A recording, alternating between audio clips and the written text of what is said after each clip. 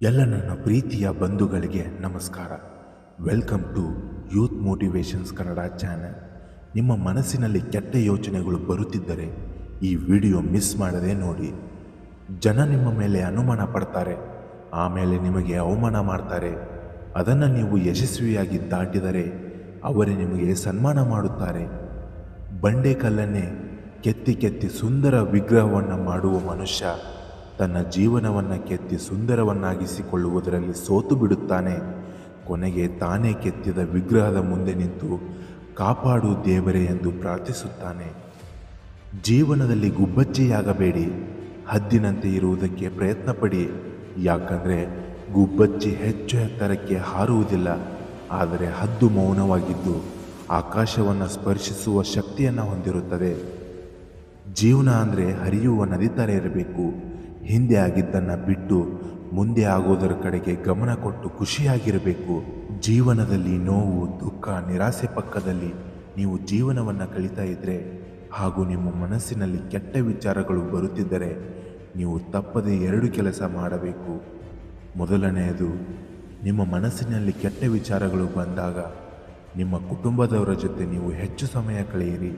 ಏಕೆಂದರೆ ನಿಮ್ಮ ಬಗ್ಗೆ ಯೋಚನೆ ಮಾಡುವ ಹೃದಯಗಳು ಕೇವಲ ನಿಮ್ಮ ಕುಟುಂಬದವರು ಮಾತ್ರ ಆಗಿರುತ್ತಾರೆ. ಇದರಿಂದ ನೀವು ಎಂತಹ ತೊಂದರೆಗಳಲ್ಲಿ ಅಥವಾ ನಿರಾಸೆಗಳಲ್ಲಿ ಇದ್ದರೂ ಅದರಿಂದ ಹೊರಗೆ ಬರುತ್ತೀರಾ. ಎರಡನೆಯದು, ಜೀವನದಲ್ಲಿ ನೀವು ಕಳೆದು ಹೋಗಿರುವ ಸುಂದರ ನೆನಪುಗಳನ್ನು ಮೆಲುಕು ಹಾಕಿ. ಏಕೆಂದರೆ ನೆನಪಿನ ಸಾಗರಗಳು ನಮ್ಮ ಮುಖದ ಮೇಲೆ ಸಂತೋಷವನ್ನು ನೀಡುತ್ತೆ, ನಮ್ಮಲ್ಲಿ ಉತ್ಸಾಹವನ್ನು ತುಂಬುತ್ತೆ. ಇದರಿಂದ ನಮ್ಮಲ್ಲಿರುವ ಕೆಟ್ಟ ಯೋಚನೆಗಳು ನಿಧಾನವಾಗಿ ದೂರವಾಗುತ್ತೆ. ನೋವು, ದುಃಖ, ನಿರಾಸೆಯ ಬಗ್ಗೆ ಹೆಚ್ಚು ಚಿಂತೆ ಮಾಡಲು ತೊಡಗಿದರೆ ಜೀವನದಲ್ಲಿ ಕಷ್ಟಗಳನ್ನು ಎದುರಿಸಲು ಸಾಧ್ಯವೇ ಇಲ್ಲ.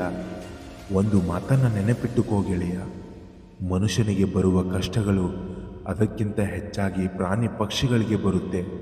ನಮ್ಮ ಕಷ್ಟಗಳನ್ನು ನಾವು ಮಾತಿನಿಂದ ಹೇಳಿಕೊಳ್ಳಬಹುದು, ಆದರೆ ಪ್ರಾಣಿ ಪಕ್ಷಿಗಳು ಯಾರಿಗೆ ಹೇಳುತ್ತೆ?